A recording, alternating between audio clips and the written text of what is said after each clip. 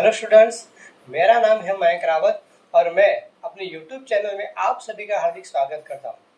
तो last lecture में बच्चों हमने क्या पढ़ा था? तो लास्ट लेक्चर में बच्चों हमने आइसोटॉप्स पढ़े थे कि आइसोटॉप्स क्या होते हैं।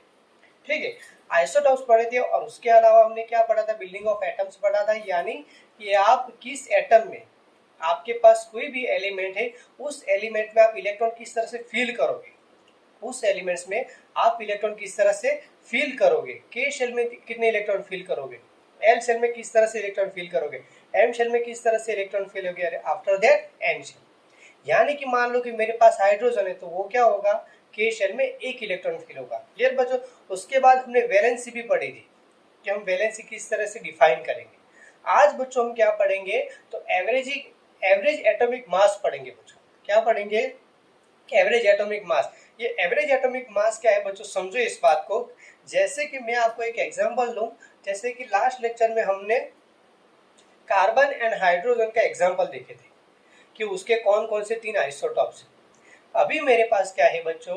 अभी मेरे पास बच्चों क्लोरीन का, अभी मेरे पास बच्चों क्लोरीन के 2 आइसोटॉप्स हैं। आइसोटॉप्स यानी क्या बच्चों? फिर से एक बार रिवाइज कर लेते हैं। आइसोटॉप्स यानी क्या बच्चों? जैसे कि same number of protons, same number of protons, same number of protons and different क्या होगा आपका एटॉमिक मास, क्या होगा बच्चों आपका डिफरेंट होगा। क्या होगा आपका एटॉमिक मास जो होगा वो क्या होगा, डिफरेंट होगा। उसको हम क्या कहेंगे?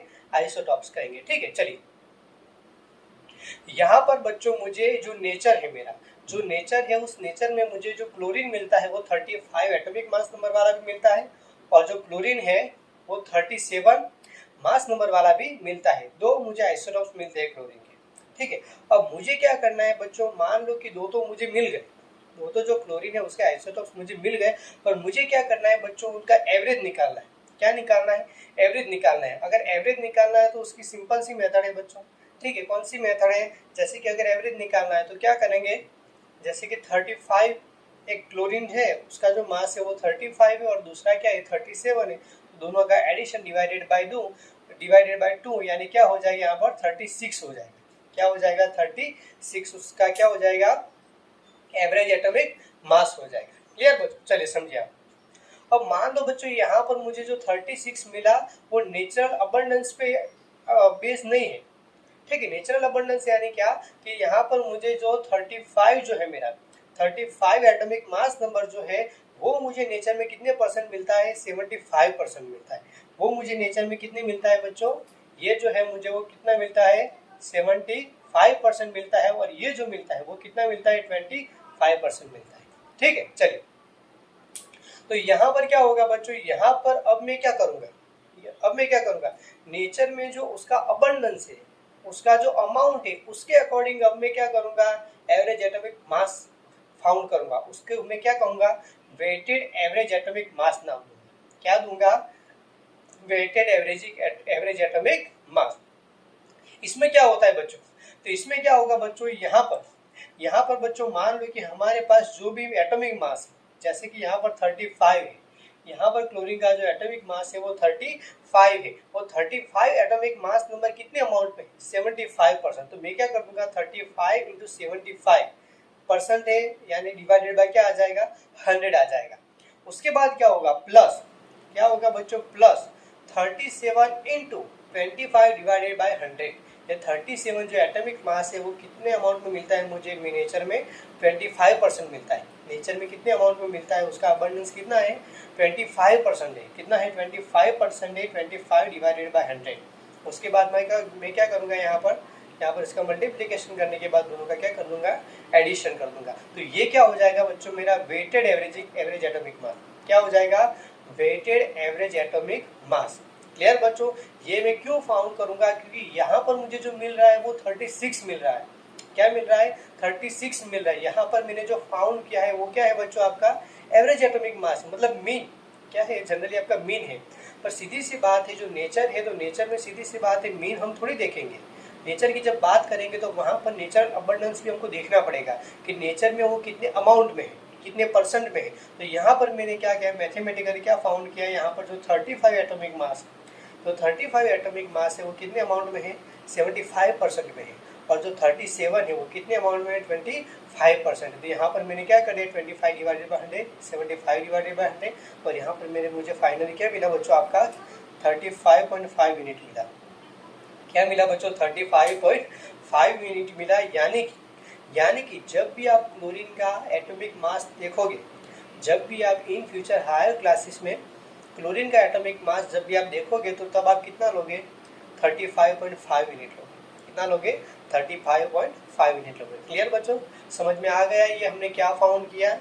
आइसोटॉप से, मेरे पास कोई भी आइसोटॉप से, किसी भी आइसोटॉप्स होते हैं, कितने भी आइसोटॉप्स है आपके पास, हाइड्रोजन के 3 आइसोटॉप्स है, कार्बन के 2 आइसोटॉप्स है, क्लोरीन के 2 आइसोटॉप्स है। किसी भी आइसोटॉप्स में क्या करोगे आप, उसका नेचुरल अबंडेंस फाउंड करोगे। जैसे कि यहाँ पर मुझे 75% मिलता है, उससे क्या करोगे, आपके एटॉमिक मास का मल्टीप्लिकेशन करोगे। उसके बाद उसका जो दूसरा जो रहेगा, दूसरा जो आपका आइसोटॉप्स रहेगा, उसका भी नेचुरल अबंडेंस से क्या करोगे, मल्टीप्लिकेशन करोगे, और उसके बाद दोनों का एडिशन करने के बाद आपको जो भी वैल्यू मिलेगी वही आप क्या करोगे, उसका एटॉमिक मास देखोगे, वही आपका क्या हो जाएगा, उस एलिमेंट का एटॉमिक मास हो जाएगा। क्लियर बच्चों, तो this is all about your average atomic मास। और उसके बाद बच्चों हम क्या पढ़ेंगे, आइसोबार्स पढ़ेंगे बच्चों, क्या पढ़ेंगे, आइसोबार। ठीक है, चलिए समझ में आ गया बच्चों ये टॉपिक। यहाँ पर मीन एवरेज एटॉमिक मास है, यहाँ पर क्या है, वेटेड एवरेज एटॉमिक मास है। दोनों में डिफरेंस क्या है, सबसे पहले तो नंबर का डिफरेंस है, यहाँ पर 36, यहाँ पर क्या है 35.5। दूसरा डिफरेंस क्या है, ये जो है वो नेचुरल अबंडेंस के अकॉर्डिंग है। किस पे बेस्ड पे, आपके नेचुरल अबंडेंस में, यानी कि नेचर में कितने अमाउंट है, नेचर में कितने में अमाउंट प्रेजेंट है। क्लियर बच्चों, चलिए उसके बाद बच्चों लास्ट टॉपिक हम देखेंगे आइसोबार। उसके बाद आपका जो चैप्टर होगा वो क्या हो जाएगा बच्चों, कंप्लीट हो जाएगा। क्या हो जाएगा बच्चों, कंप्लीट हो जाएगा। मेरी ओर से पूरा जो चैप्टर है वो क्या हो जाएगा, आपका कंप्लीट हो जाएगा। ठीक है, चलिए। और यहाँ पर बच्चों आपको जो भी चीज़ दी गई है वो मैंने पूरा प्रयत्न किया है कि आपको सारी की सारी चीज़ें समझ में आए। ठीक है, मेरा पूरा प्रयत्न यही रहा है, मैंने सारा एफर्ट डाला है कि आपको हर एक टॉपिक समझ में आए। ठीक है, उसके बावजूद अगर कोई टॉपिक ऐसा है तो आप मुझे कमेंट करिएगा, मैं उसका सेपरेट सिर्फ एक लेक्चर में वही टॉपिक पढ़ाऊँगा, चाहे वो वैलेंसी हो, ठीक है, बिल्डिंग ऑफ एटम्स हो, कोई भी टॉपिक, आइसोटॉप्स हो, आइसोबार्स हो, कोई भी टॉपिक हो। ठीक है बच्चों, चलिए अब बच्चों हम क्या पढ़ेंगे, आइसोबार्स पढ़ेंगे।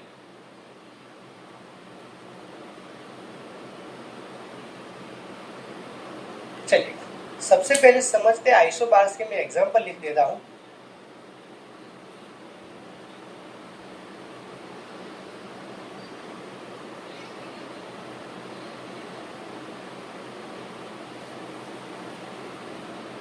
यहाँ पर बच्चों आपकी बुक में आपको 3 आइसोबार्स दिए गए हैं। यहाँ पर बच्चों आपकी बुक में 3 आइसोबार्स दिए गए हैं, argon, potassium and calcium. Argon, potassium and calcium की यहाँ पर आपको बात की गई है।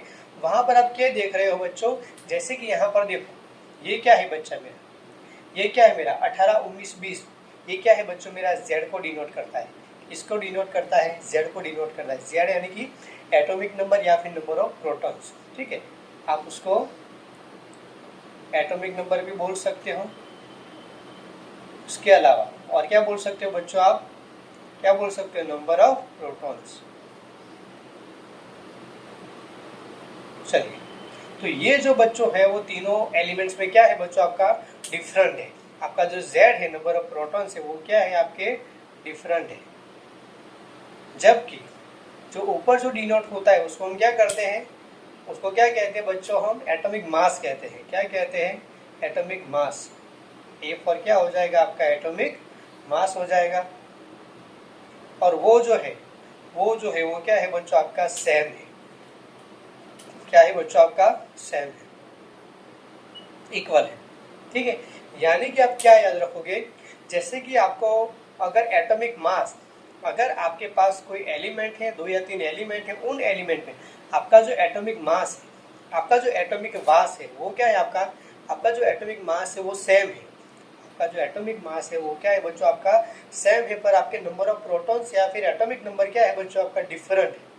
क्या है, आपका डिफरेंट है, तो उसको आप क्या कहोगे, आइसोबार्स कहोगे। क्या कहोगे, आइसोबार कहोगे। फिर से एक बार बच्चों, फिर से एक बार, क्या है, जहां पर आपके एटॉमिक मास क्या हो जाएंगे, सेम हो जाएंगे, पर आपके जो एटॉमिक नंबर है वो क्या हो जाएंगे, डिफरेंट हो जाएंगे।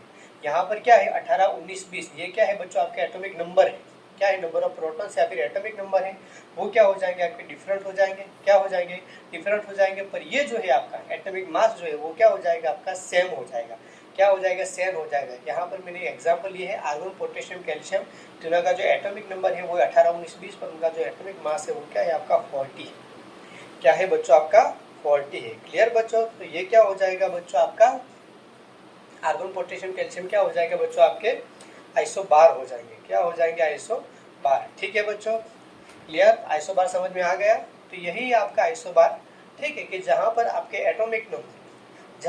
एटॉमिक नंबर डिफरेंट होंगे पर आपके जो एटॉमिक मास है वो क्या हो जाएंगे आपके सेम हो जाएंगे, क्या हो जाएंगे सेम हो जाएंगे। क्लियर बच्चों, तो this is all about your isobars.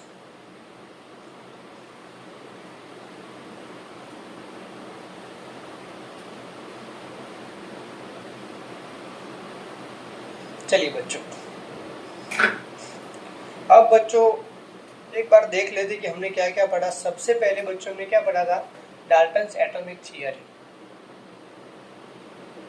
ठीक है।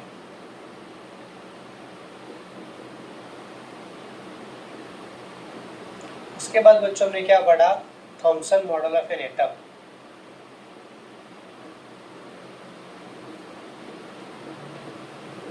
Thompson model of an atom. उसके बाद बच्चों क्या पढ़ा हमने, Rutherford model of an atom,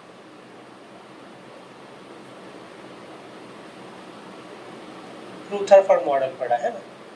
चलो रुथरफोर्ड के बाद बच्चों ने क्या पढ़ा, boards model of an atom, क्या पढ़ा, boards model of an atom. अभी तक तो बच्चों हमने यही पढ़ा है, पर जब आप हायर क्लासेस में पढ़ोगे तो यहाँ पर एक क्वांटम नंबर मॉडल भी पढ़ोगे, ठीक है। क्या पढ़ोगे बच्चों आप, मॉडर्न एटॉमिक मॉडल जिसे कहेंगे वो क्या होगा आपका क्वांटम मैकेनिकल मॉडल हो जाएगा, क्या हो जाएगा बच्चों आपका quantum mechanical model, quantum mechanical model, ठीक है। चलिए, तो यहाँ पर बच्चों आप देख क्या पा रहे हो, जैसे कि लास्ट लेक्चर में boards model of an atom पढ़ा था लास्ट टाइम। तो जो boards model of an atom है उसमें हमने क्या पढ़ा था कि आपका जो एटम होता है, वो न्यूक्लियस के आसपास एक सर्कुलर पाथ में क्या करता है, मोशन करता है। अलग अलग शेल होते हैं, ठीक है, K shell, L shell, M shell and N shell, ठीक है, हमने ये पढ़ा था। और उसके बाद हमको ये भी, उसके बाद जो रिसर्च हुई, कुछ एक्सपेरिमेंट है, उसमें हमको ये देखने को मिला कि जो इलेक्ट्रॉन है वो पर्टिकुलर सर्कुलर पाथ में मोशन नहीं करता, जो इलेक्ट्रॉन है वो सर्कुलर पाथ में मोशन नहीं करता, बल्कि क्या होता है, वो सर्कुलर पाथ नहीं होता, पर यहाँ पर इलेक्ट्रॉन की जगह पर इलेक्ट्रॉन क्लाउड होते हैं।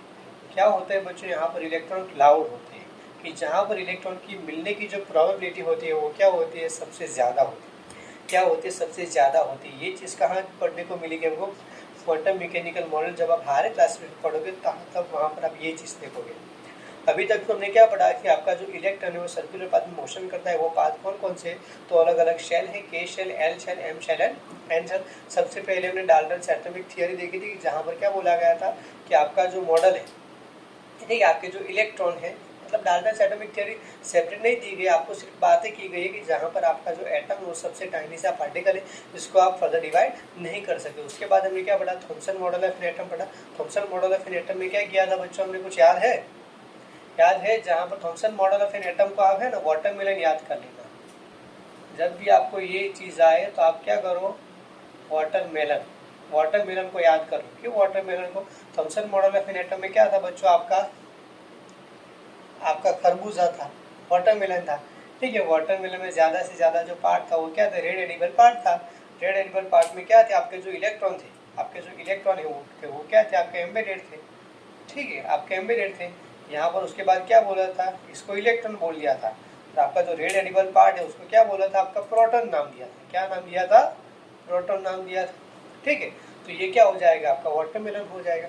उसके बाद Rutherford model of an atom, Rutherford model of an atom में क्या पढ़ा था बच्चों, तो Rutherford model of an atom ने हमें क्या किया था, गोल्ड फॉइल ली थी, और गोल्ड फॉइल की हमने क्या किया था, अल्फा पार्टिकल की बॉम्ब बाइंडिंग की थी, अल्फा पार्टिकल की बॉम्ब बाइंडिंग की थी। उसके बाद क्या हुआ था, ठीक है, कुछ जो पार्टिकल थे उसका क्या हुआ, स्मॉल एंगल पे क्या हुआ, डिफ्लेक्शन हुआ और ज़्यादा से ज़्यादा जो पार्टिकल थे वो एज इट इज पास हो गए। ये सारी चीज़ें हमने Rutherford model of anatomy, Bohr's model of anatomy में क्या पढ़ा था कि आपका जो न्यूक्लियस होता है, न्यूक्लियस के अंदर प्रोटॉन एंड न्यूट्रॉन होते हैं, उसके पास जो शेल होते हैं, अलग अलग शेल होते हैं, उसमें क्या करते हैं, इलेक्ट्रॉन जो इलेक्ट्रॉन है उसमें मोशन करते हैं।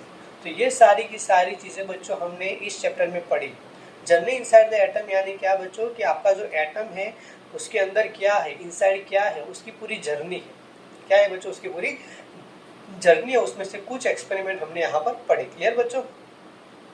तो इसी के साथ बच्चों इस चैप्टर को हम यहाँ पर समाप्त करते हैं और मिलेंगे हम नए वीडियो में।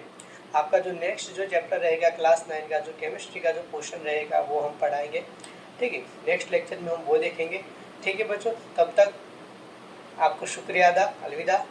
अगर वीडियो अच्छा लगा हो तो please like, comment and share करना मत भूलिएगा बच्चों।